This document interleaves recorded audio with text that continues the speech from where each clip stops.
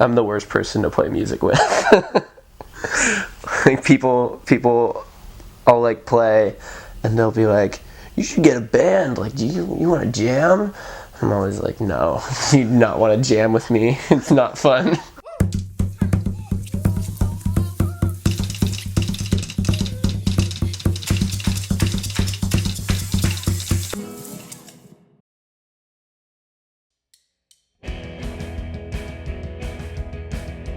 I am from Las Vegas originally, Henderson originally, but then I moved to Reno for school, and now I live in Brooklyn.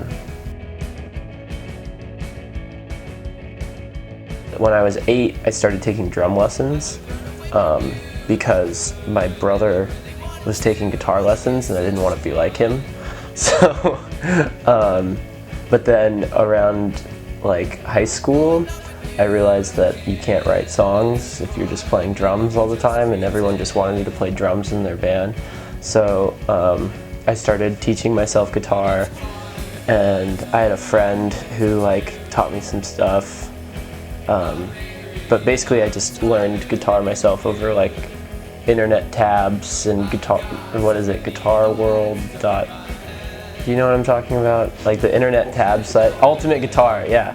Learned from playing songs off like Ultimate Guitar. So I never learned how to read notes or anything, but I just learned through reading tabs, and I learned a bunch of like System of a Down and Flogging Molly songs because that's what I was listening to at the time. So basically, thanks to Flogging Molly and System of a Down, I learned to play guitar.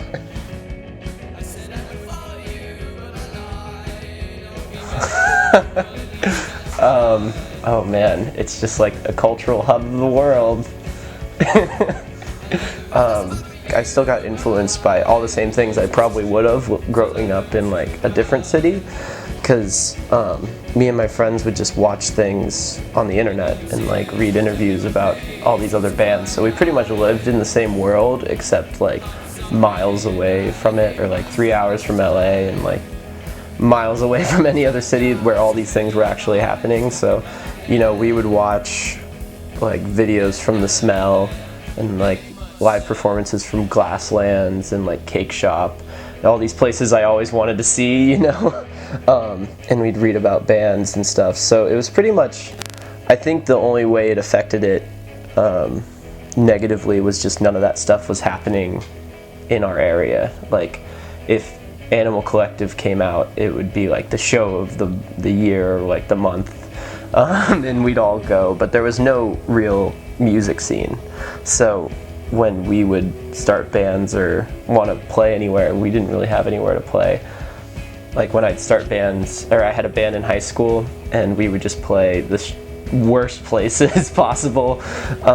There was one record store, and we played there once and got heckled right in front of my parents by these like really skeezy,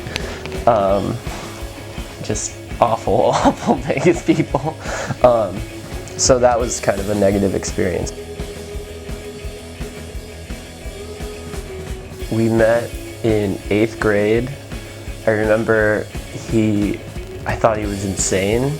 Not insane, I just thought he was like the coolest kid, because he came up to our lunch table and was just talking about like all these movies and like crazy stuff, and he kept saying like fuck a lot.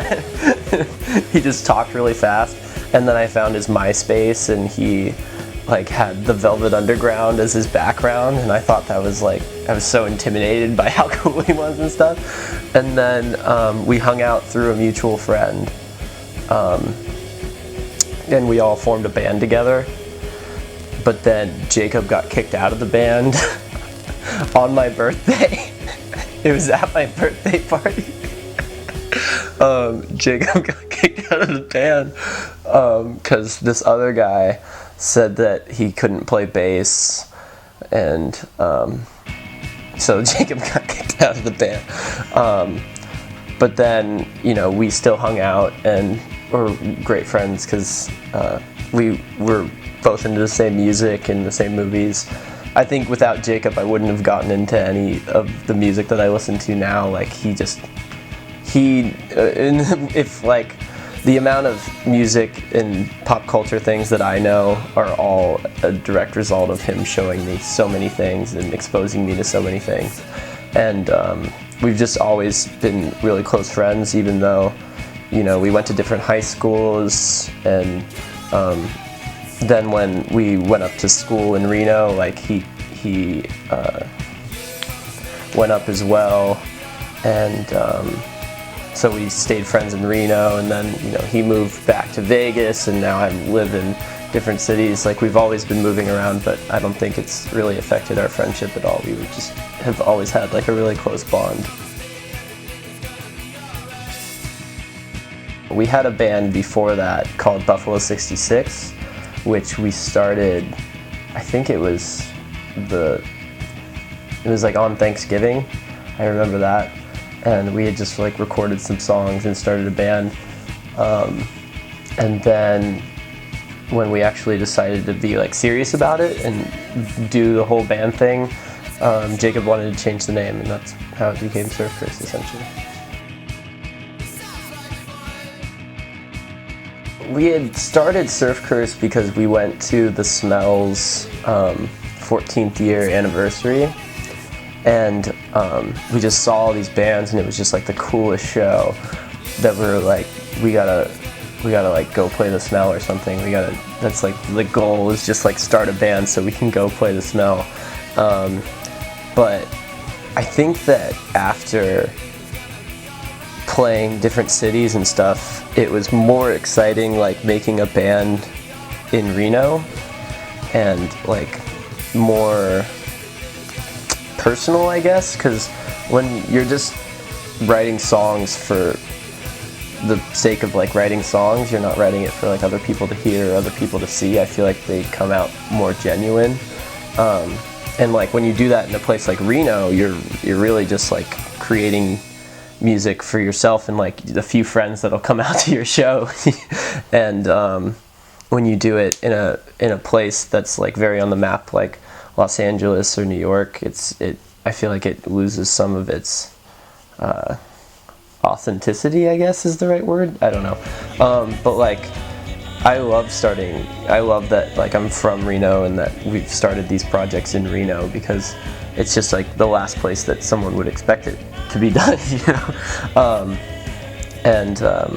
I love Reno. I think that it has a great music scene, and it'll probably be like a big place one day. It's definitely growing right now, but it's like a wonderful little place, I think, to create and to you know, start a band or do anything creatively, like do films or anything, because it's just like a place that people expect at the least. Michael Firestein was a friend.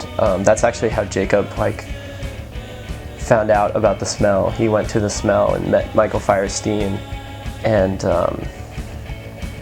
that's when we went down. Michael had asked us to come down and play the last Peter Pants show, or the last show with Leah as the drummer. So we went down, and basically I think we were trying to get signed to like Burger Records or something. We were playing at Burger, and like we tried so hard to like, after our show we went up to Sean and the Burger people were like, oh, thank you so much for letting us play and stuff, and they're like, yeah, cool. And so we were like, man, they sign everybody, why won't they sign us or anything? So then as we were leaving our first trip to LA, they were like, oh, let's put out your tape on Big Joy or whatever. Like, so we went back down there and recorded everything in like 2 days. We recorded all the music in one day and then all the vocals the next day. And then after a few months of like putting things together, we finally got everything out, got like the tape out and everything. And it was funny because that's after I had gone to New York for a summer. That summer when we released the tape, I was in New York, and I flew like from New York and back just to play the release show for the album. we've had like one tour, which was this summer when we were driving around the country and we'd like play in certain places where we stopped. But we haven't had like a major tour. I do have like my favorite shows in my head. Like when we were first starting, I think all of my favorite shows happen in living rooms as opposed to like venues and bars and stuff, because when you're at a venue and bar, there's so many like social constrictions on how a show should actually happen. You know, there's like the people standing and they feel like obligated to nod their head maybe if there's not enough people, or they feel like obligated to dance.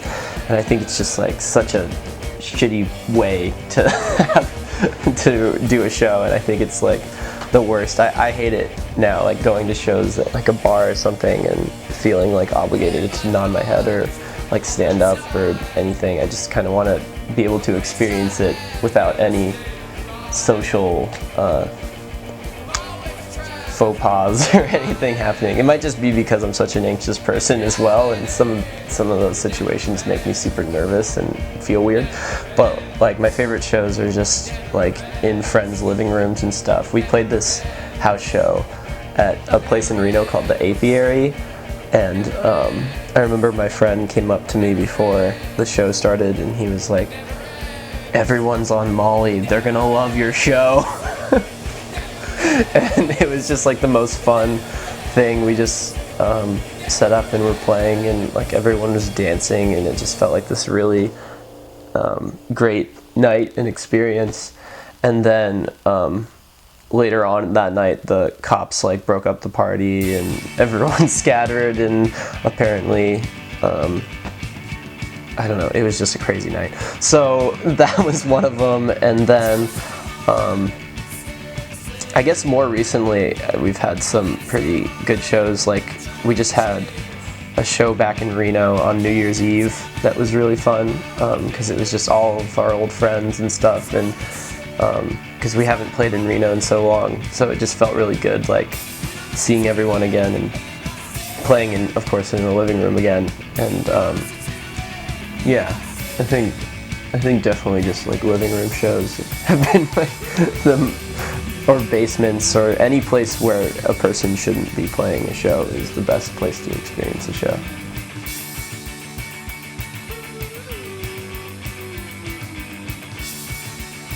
Writing Surf Curse songs was always so like easy and natural, because it's like, I mean, we just sort of sit down together.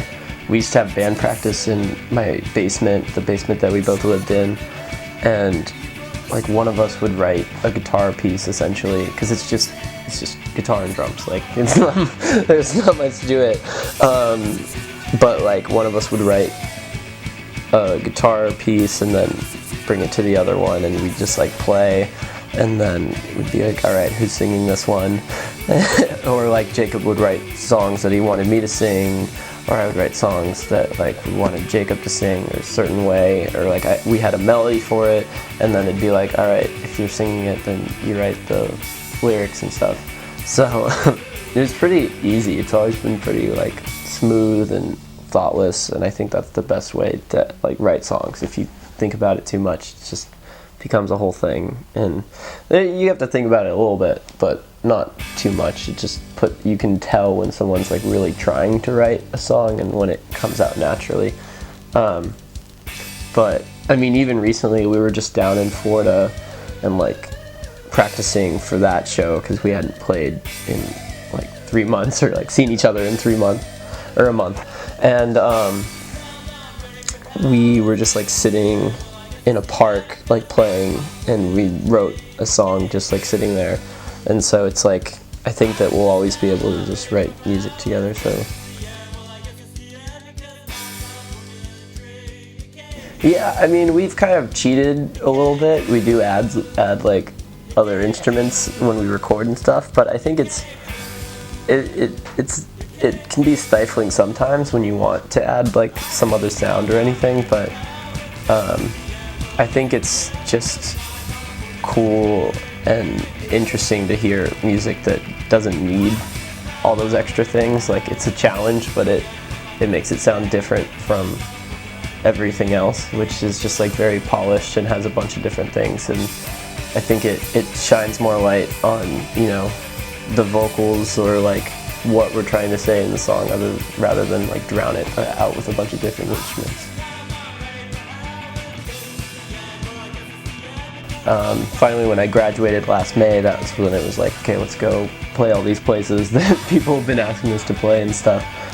So we set up a little tour, and then right after that I was like, I want to move to New York, and Jacob was like, yeah, that's totally fine with me. And a lot of people think like, you know, that means that the band is over or anything, but I don't think that it really means anything. I mean, we've lived in different cities for pretty much most of the time that the band has existed, and we still have a bunch of new songs and stuff, and we just are never together to record them or anything, but I think that it still lives on. But yeah, I was going to school and then graduated and moved here and have just been working here since, so.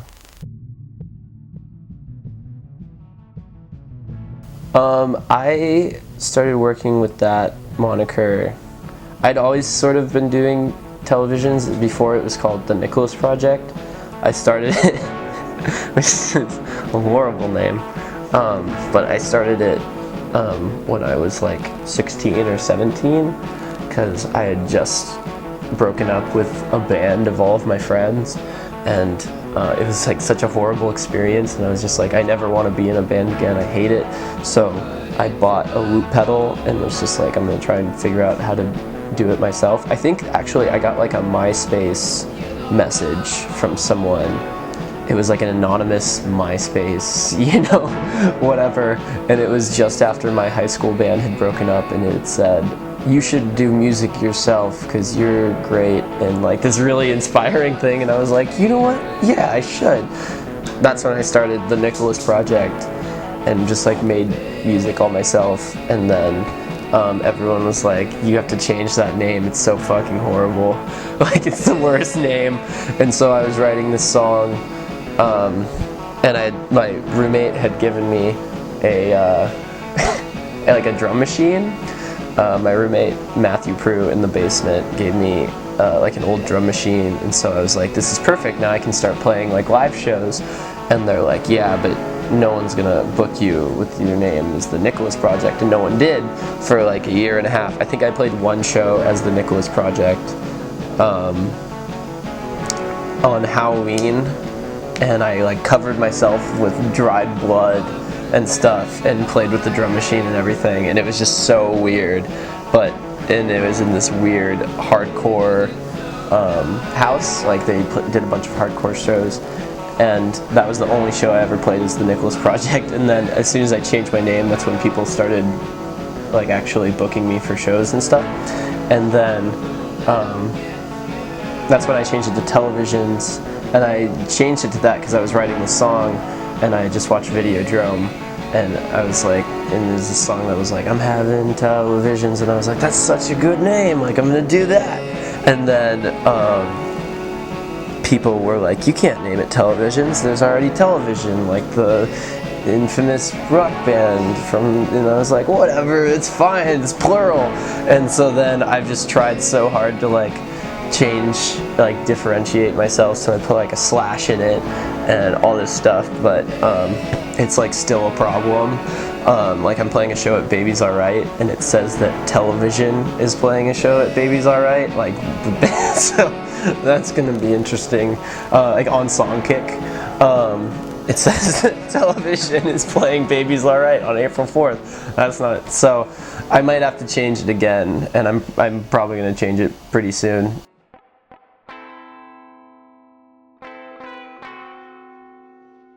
I've always been writing songs by myself, and even when I was writing songs with Surf Curse, like I was still writing songs with Televisions, and yeah, it's definitely, I think it's even more difficult to write music with someone else, because, I mean, not with Jacob, but with other people, because I'm such a control freak, and I always want the song to go like my way and stuff, but Jacob's one of the only people I trust like musically to, you know, actually value his opinion and be like, okay, yeah, we can do it this way or this way. And we both just like agree on so many things of how we want a song to sound, so it comes out very naturally. But normally I like writing songs just by myself because I can control it.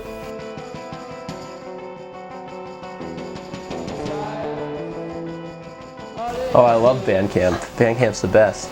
But I think that it really, it markets to a very niche audience, because now everyone just listens to Spotify.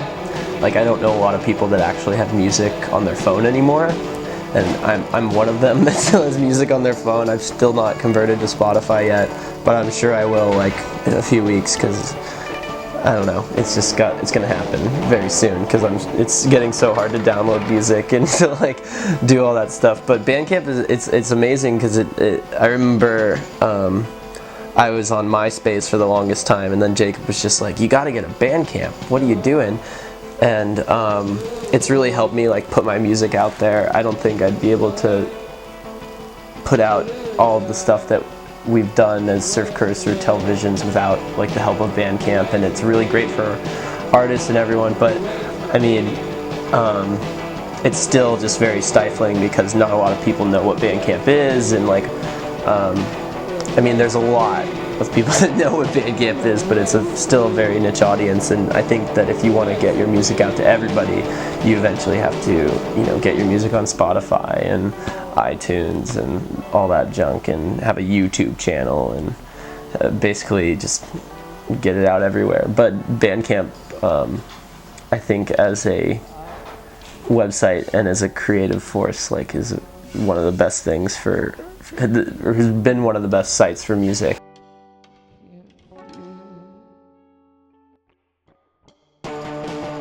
I love using my Jamman, my Digitech Jamman 5000. I don't know if it's a 5000, but my loop pedal is like my favorite piece of equipment. And my guitar, I don't know what type of guitar it is, but just pretty much like that setup of just, and I know that guitar so well because it's a piece of shit. But I bought it like 3 years ago in like a used thrift or like a used guitar store in Los Angeles. The same visit when we were going to the Smells 14th anniversary reunion. Because before that, I've always had like Guitar Center guitars. I've always had like a white Ibanez. Like, I don't really know what I'm doing or buying with my musical equipment, because I don't know much about musical equipment. But like, I picked up this guitar and I started playing it, and it just like felt so natural. And kind of a funny side story is when we walked into that guitar shop, me and Jacob, Spoon was there, like the band Spoon was there getting their guitars tuned up. And when they walked out, Jacob was like, was that Spoon? And the guy's like, yeah, I fix up all sorts of like music, you know, like big music people and stuff. So I went to buy the guitar, and he was like, oh, this guitar, I just put Stephen Malcolmus's tuning pegs on this guitar. And I was like, oh, no way. So that's kind of cool. It has a little bit of history with it. But it's such like a shitty guitar, and I can like throw it around on stage and like step on it and break it, and it's so easy to fix. I just need like a soldering iron and some screwdrivers and stuff. So I love playing with that guitar because I know like the sounds that I can get out of it, and playing with the loop pedal as well, because it allows me to make a solo performance sound much more full and engaging, I guess.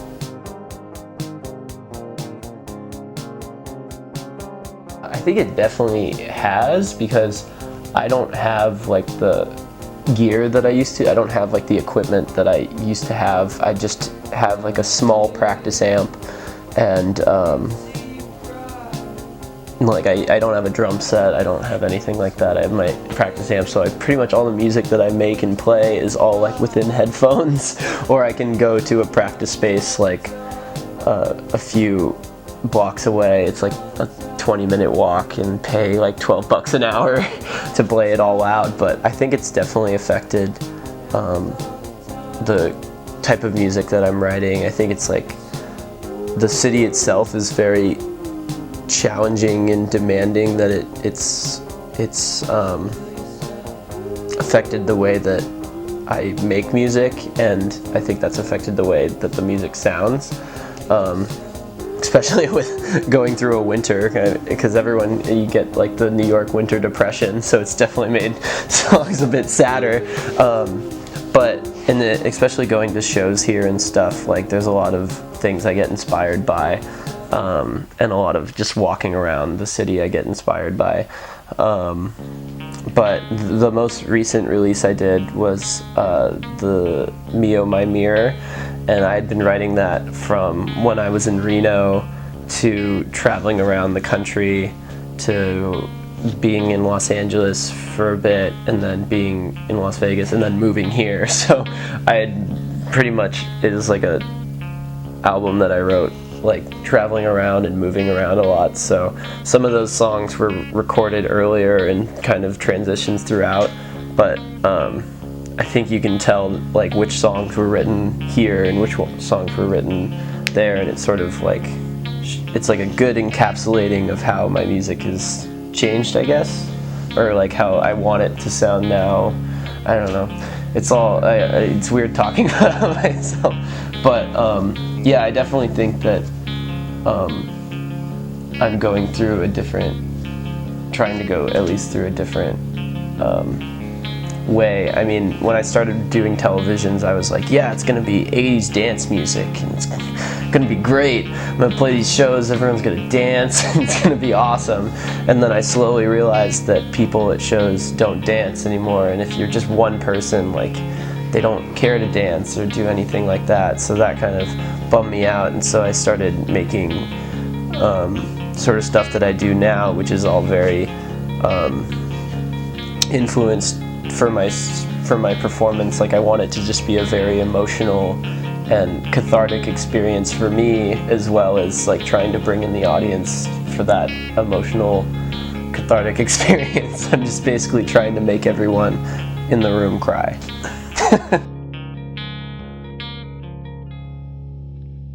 There's a big difference, but I feel like a lot of similarities as well. I don't know if I can give any big examples, but I mean, it's all pretty much just like playing wherever you can and doing whatever you can and just trying to get your music out there, because it's really tough for, you know, new musicians nowadays, especially I feel like in New York, because every media conglomerate is proclaiming that New York DIY is dead. So that's very challenging, but if you actually live here, you can totally see that it's not. Like, there's so many people that want to create and want it to stay alive, that it's still like happening. It's just not being reported on or seen, because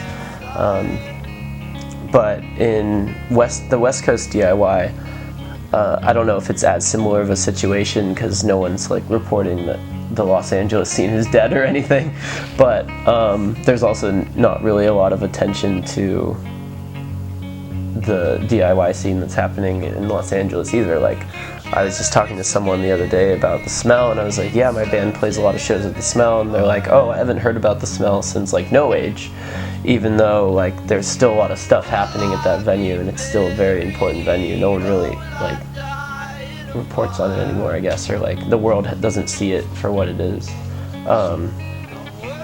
even though it's still a very pivotal place for DIY in Los Angeles. So I guess that would be the major difference, is that there's a lot of changes happening right now in New York, whereas LA is pretty consistent on its DIY scene.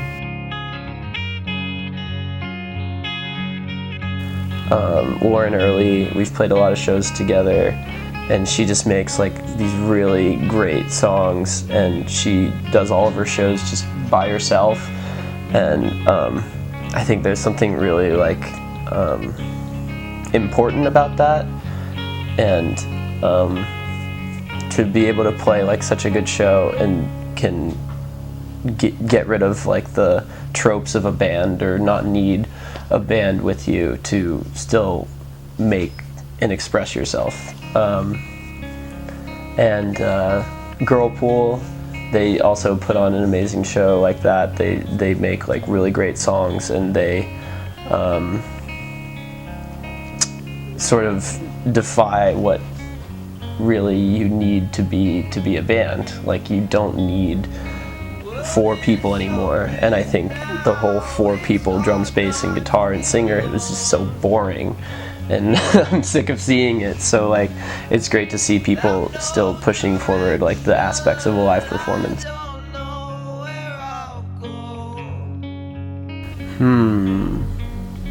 A lot of films, a few books that I read recently. I just read City of Night, which is the book that My Own Private Idaho is slightly based off of. It's just about this guy who moves from El Paso and travels around. He goes to New York City, he goes to Los Angeles, he goes to New Orleans, and he basically prostitutes himself the whole time to get by. And I think that book is just very poetic in the way it describes like humanity and the nature of human life, just living in its most struggling aspect, and how someone could just go through something like that is pretty amazing. It's just a really amazing story, and I think that's inspired a lot of, like, I mean, obviously I'm not going through the same struggle of any sort, but just like to be traveling around at the same time while reading that book is very inspiring and influential. Then also while I was traveling, I read The Unbearable Lightness of Being, which I had read before. I had read everything but the ending of the book, which is actually like the best part of the book. And that, I mean, that book is so incredible just on philosophical level and storytelling level and every level. It's just such an inspiring book. And then I just started reading this book. Well, I didn't just start reading it, I'm almost done with it, but which is The Gift, and it's all about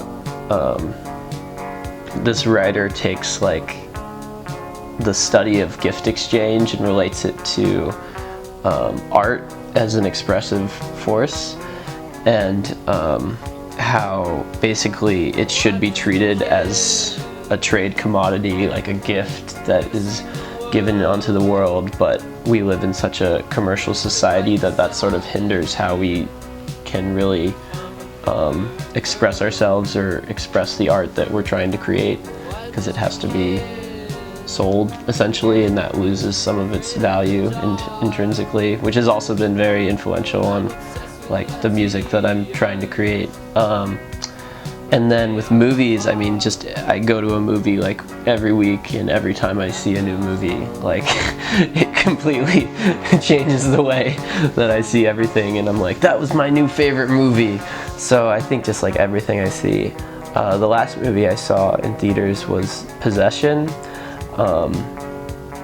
which is this like cheesy, it's not really cheesy, it's like this horror movie from the 80s that it's just so amazing. Like everything about that movie was crazy. It's about like this couple relationship that's sort of falling apart, and as it's falling apart, like everyone in the movie just becomes insane, and you find out that it's because like there's this sort of demonic force that's like causing the wife to like cheat on the husband, and like she feeds her lovers to this demonic force, and like she is possessed basically by this like thing, and it's really cool. That, I mean, that's like the movie that I'm really jazzed on right now.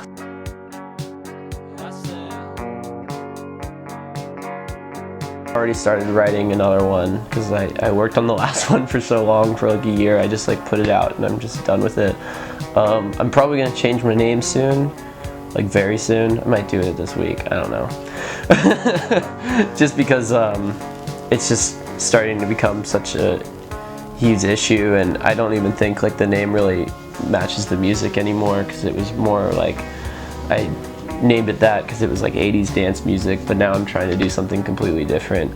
But I don't think the name change would be like such a bad thing. It's just more like me growing older and like starting a new phase of the project or whatever. Like I mean, like Nicholas Project was like me in high school, and then I went to college and it was televisions, and now I'm out of college and it could be something else, and then maybe when I'm like 35 it'll be something else. I don't know.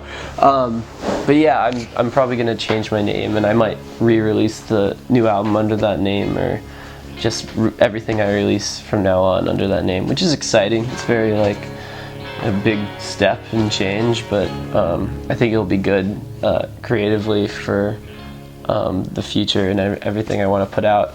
But I'm playing a lot of shows and stuff, and I'm always trying out different things at shows because I'm trying to like perfect being a one-person thing. I'm still hoping that you know, I don't have to get a band or anything. Like I want to prove everyone wrong in saying that I need 4 people to play the music that I want to play. So I have a lot of things that I'm really excited about. And then hopefully with Surf Curse stuff we can get some of those new songs recorded soon, and I don't know when, but probably get recorded soon and put some stuff out, because people keep writing to me on Tumblr and they're like, what happened to Surf Curse? Nothing, it's fine. But yeah, I'm also like I've written like a few new songs, and I'm just like really excited to put them out. And I have a few ideas for names, but every time I tell them to someone, they're like, no, don't do that. So it's like, Nicholas Project too. yeah, so now I'm just so afraid of naming it another name that's gonna be bad. I'm just so bad at naming things. Jacob came up with Surf Curse, and everyone loves that name.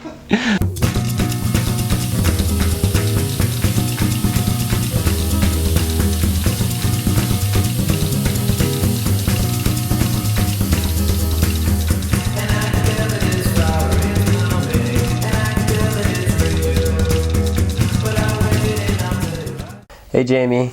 Hi, sorry. It's okay. Hi. I'm gonna pee. I'm being interviewed.